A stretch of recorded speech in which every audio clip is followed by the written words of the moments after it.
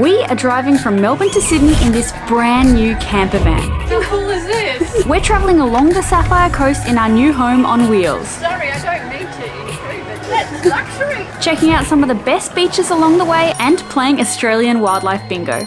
Is that a whale? This Aussie road trip is officially go for launch.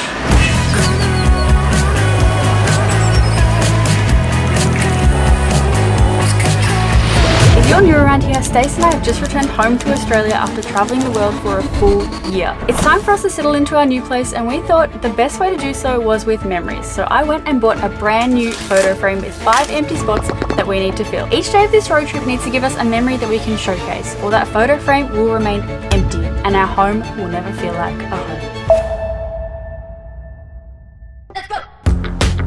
For our first stop of the day, we've just driven through this small town of Paynesville, which is about 20 minutes outside of Bairnsdale, which is a much bigger, more well-known town. But Paynesville, a little bit smaller, but right on the water, is absolutely beautiful. There are so many black swans in the water, which we just stopped to see. What are you pointing at? Swan crossing.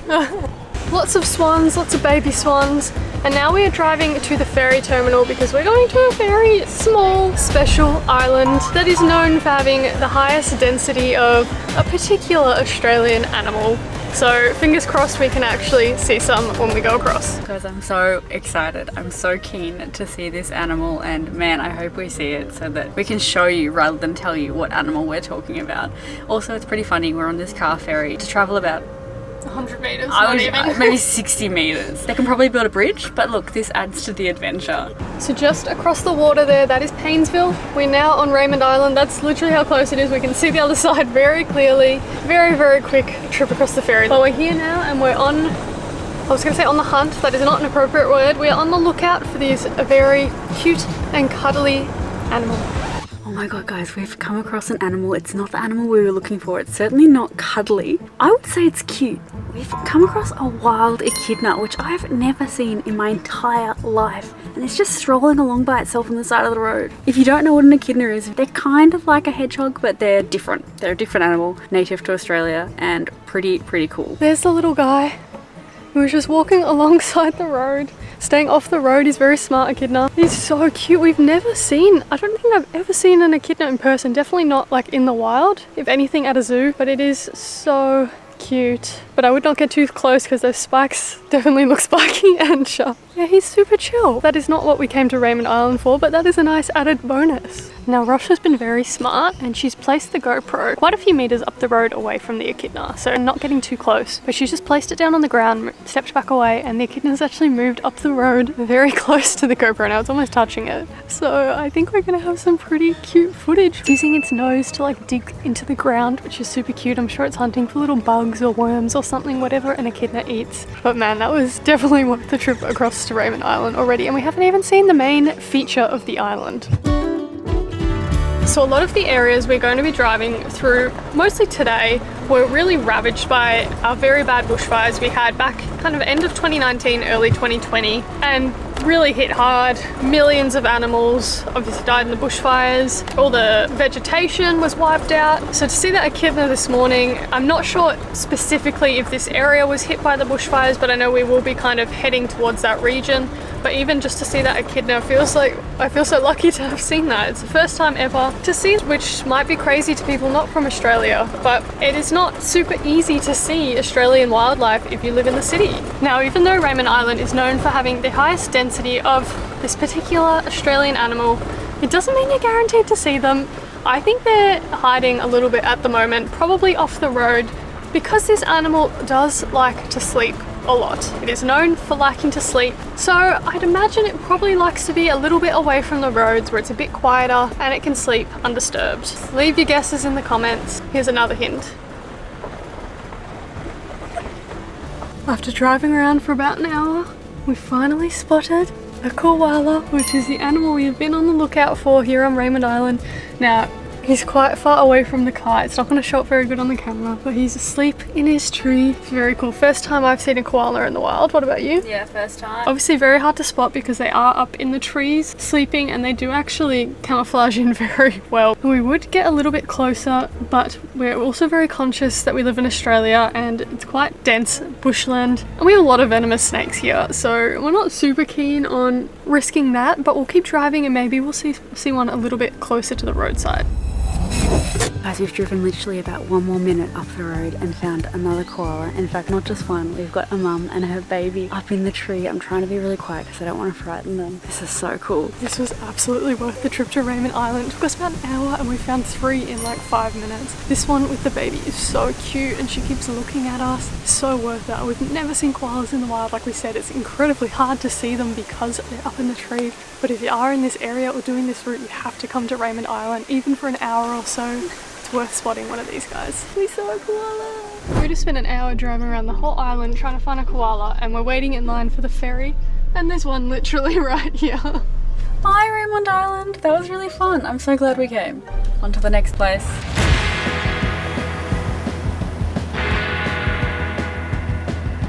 And our next stop on our way to Eden today is Lakes Entrance, which is exactly what it sounds like. It is the entrance of all lakes in this area of Victoria, I believe.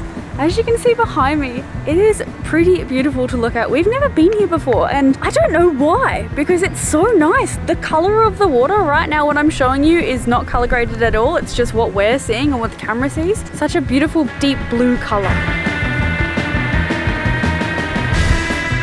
We've come up to Lakes Entrance town, so away from the lookout. It is so beautiful here, guys. It's a bit busy. It is a long weekend here for Melburnians, or Victorians, I should say, not for the rest of the country, but just so beautiful. We went into the local ice cream shop, got a couple of scoops. It was very popular. The weather is like, could not ask for better weather. It's so pretty. Not too hot, but warm enough to be in a t-shirt. And we're just sitting on the water, eating our ice cream and just looking out. It's so nice.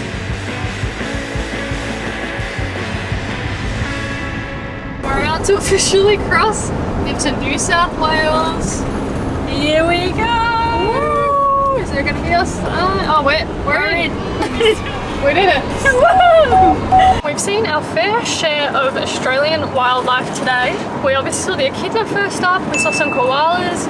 We just saw about 20 minutes ago a wombat walking along the side of the road. Hopefully he stayed on the side of the road and not on the road. And we also saw a deer, which is maybe not Australian, but who knew we had deer? But we did see a deer. So it's Australian. Yeah, it's Australian, sure. Right on the side of the road again, so hoping that stayed that way. We have not seen a kangaroo, but I am fine for it to stay that way.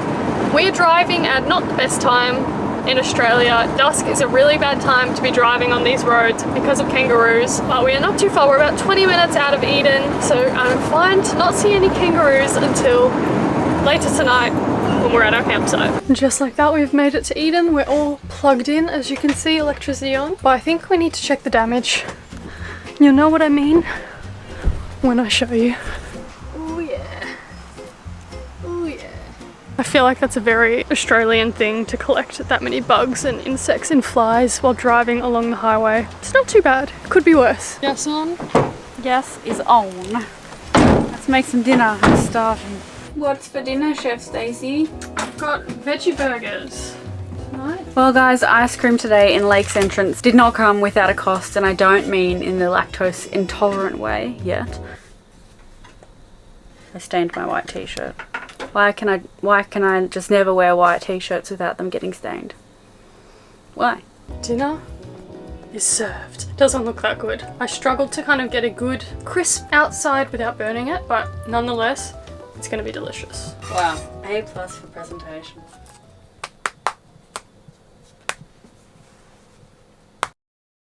We wanted to say a big thank you to Indie Campers for supplying our van for our 5-night road trip from Melbourne to Sydney. Indie Campers have over 6,000 vehicles that you can hire across Europe, North America and Oceania. They offer one-way rentals, which means you can start in point A, travel as far as you want and end up in point B. In our opinion, a one-way rental is the perfect way to explore so much of Australia. They are super easy to book online. You can see all the different vehicle options, and one of the great parts that we love is that Rosh didn't even need a special license to drive this van. So she's been able to drive this all through Australia with no extra licenses on top of her just regular driver's license, which makes it super, super easy. And the good news is if you use our code GFLV10, you can get 10% off your Indie Campers booking. Go on. I highly recommend it. You won't regret it.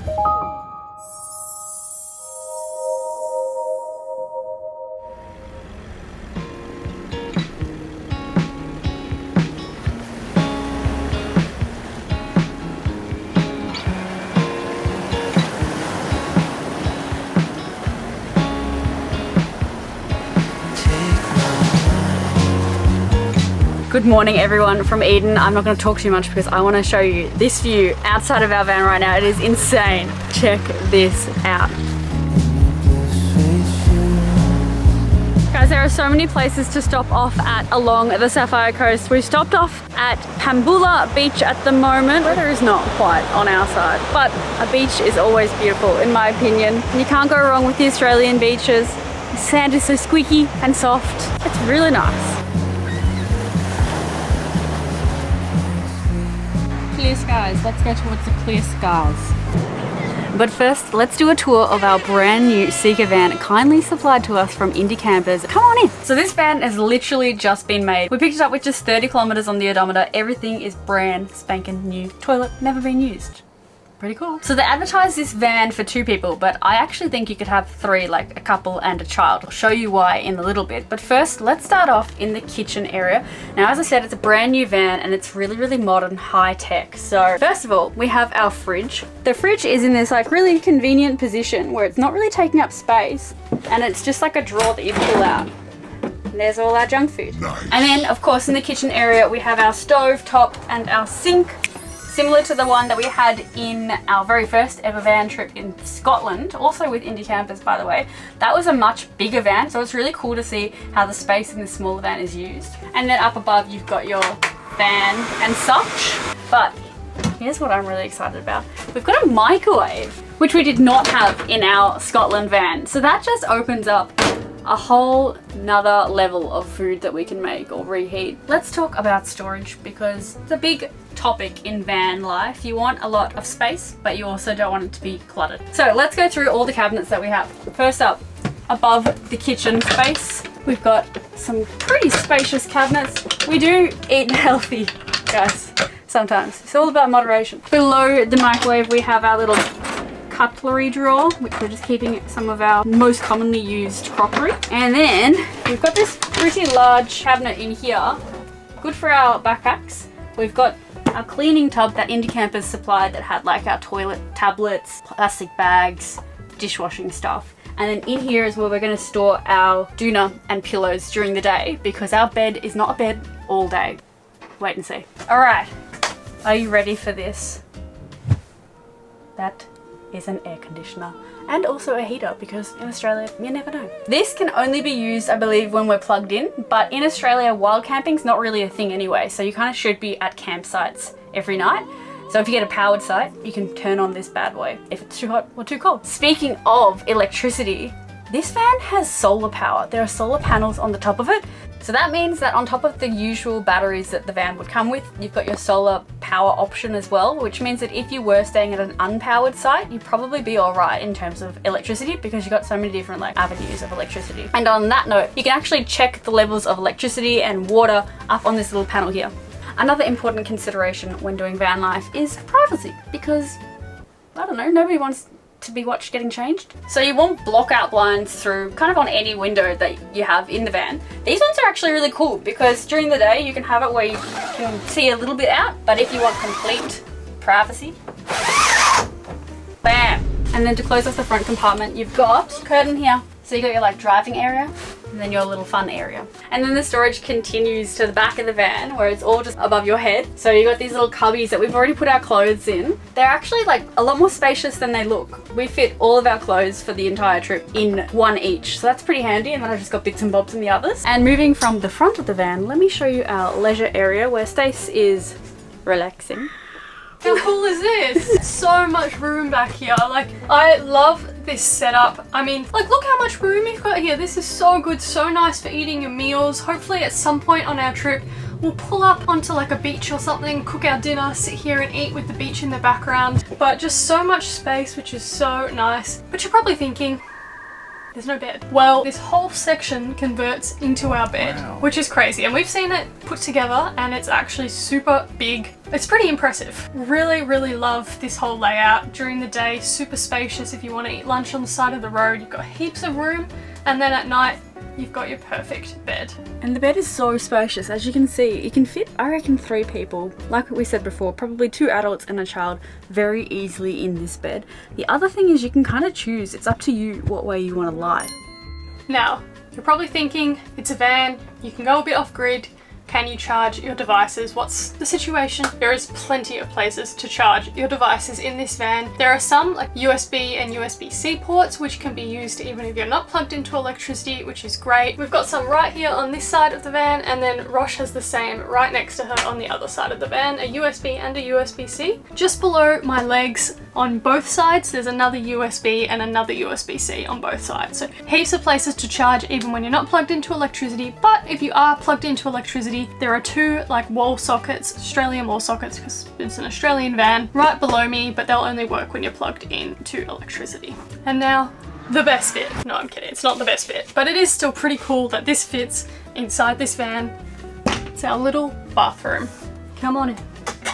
So in here, pretty basic. We've got a toilet, we've got a sink, and we actually have a shower as well with a little fan up there so it doesn't get too steamy. Plus the van also has hot water, which is great, and because we have both a gas bottle and electricity, there's actually little switches under the table and you can decide if you want to use the electricity or the gas for your hot water. The toilet fills a little tank underneath the van, which we'll show you a bit later when it comes time to eventually empty it, which is not our favorite job in the world, but it is pretty easy to do. That was probably the bit we were least looking forward to when we first did van life in Scotland, and honestly, it's fine. It's really super easy. So if that's what you're worried about and that puts you off doing van life, don't let that stress you out because it's really easy to do. Plus, if you stay at campsites every night and make enough stops during the day, you might not even need to use the toilet anyways. But if you are still a little bit worried, you can always just do what Stace and I do and say, you can do number 1, but you can't do number 2. So now the outside of this van doesn't stop on the inside. Plenty of cool features on the outside that make doing van life super easy. First up does take diesel. Moving on, down here we've got this little nozzle here. This is our grey water. So for people who've not done van life before, grey water is essentially all the water you use in your van that just flushes out. Not the toilet, so it would be your shower and your kitchen sink and your bathroom sink. So all just the regular used water, you can release it here. Now, you can't just release it anywhere, so you've got to look up specific spots, maybe at your campsites if they do have a grey water release area, and you can empty it out there. So now coming around to the right side of the van, we have our water. So the van does have a hose inside, so you can connect up to taps at your campsites, top up your water, and that will feed into your kitchen sink, bathroom sink, shower, toilet, so you're all set. Here is our electricity. So this is a 5-meter cord, so it just pulls out. You can plug in at your campsites. Now, you don't have to plug in every night. A lot of campsites do offer spots without electricity, which are a little bit cheaper, so if you don't want to plug in every night, you can save a bit of money. Now this is the not so fun part. This here is how you empty our toilet. It just comes out, it's like a little suitcase. You take it over at your campsites, there will be a place to dump your toilet waste, very easy. Stay tuned for part 2 of our van life series and we'll show you exactly how we go about emptying this. It won't be graphic, guys, we just the basics, you know. Only number 1s, not number 2s. Only number 1s. Now to the back of the van.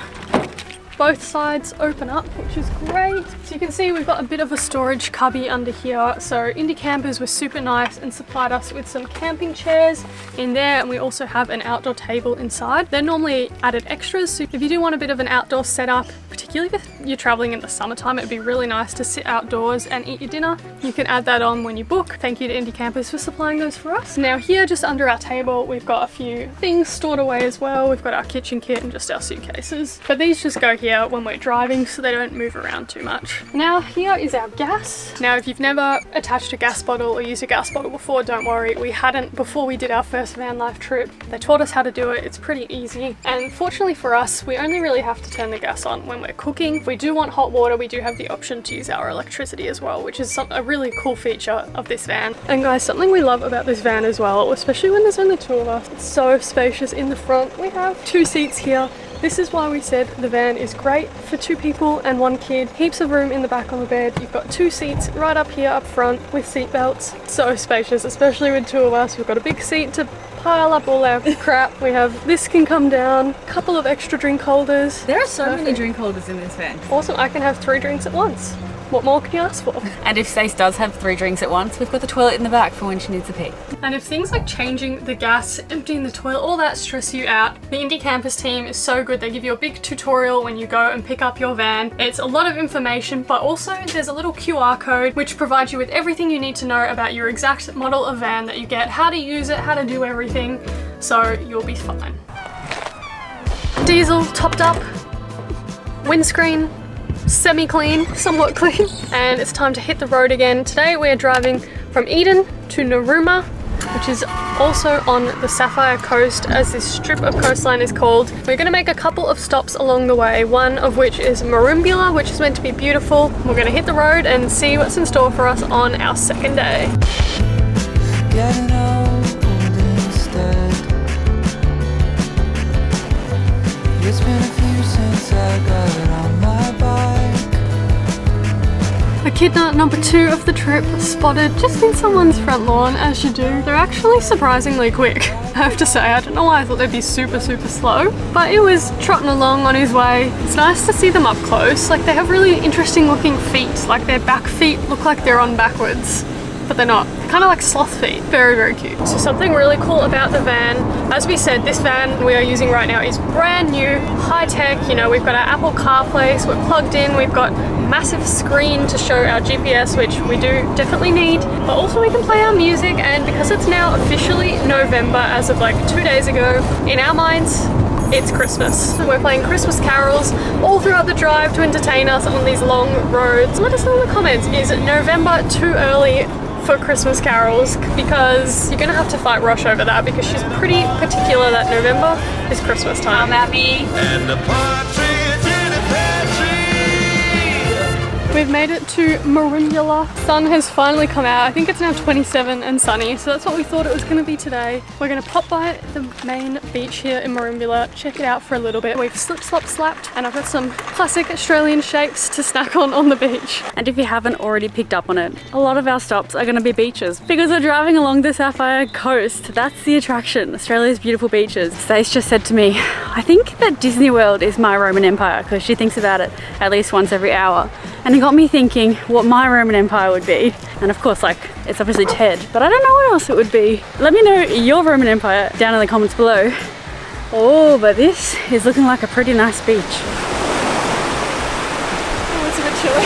If you're a tourist coming to Australia, keep in mind our beaches are not like beaches overseas. They have waves, they have rips, they have currents. So if you can't swim, don't hop in the water, please.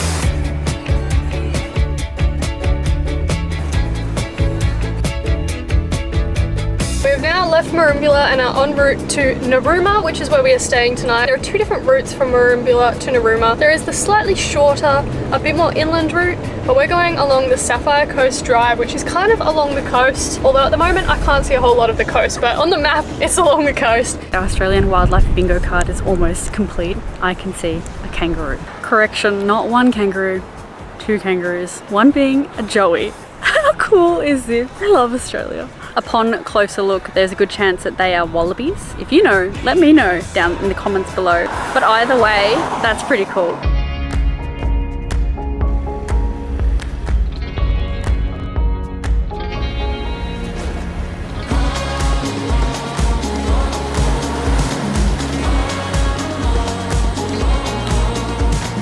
Dinner with a view tonight. We've decided to stop off before our campsite. Well, actually we've gone a bit past our campsite, but nonetheless, before we get to our campsite, we've stopped off at Narooma Surf Beach. It's very pretty in the background. Gonna cook up some tortellini. That was our go-to in Scotland. Actually, I think we got ravioli, a bit fancier. Nice and simple, beautiful view. Let's get cooking. Word of advice. This is like advice for kind of everywhere in Australia. Always watch where you're walking, especially on a beach. But I mean, like in the bushland, there could be snakes, spiders even in Melbourne. But here in particular, you don't want to step on a number of things. I've just spotted some blue bottles, but there are certain types of octopus. Stace is always talking about that tiny little octopus that's like super deadly. Blue bottles, I believe, just sting, but like you don't want to be stung. It's painful. So always watch where you're walking. Holy crap, is that a whale?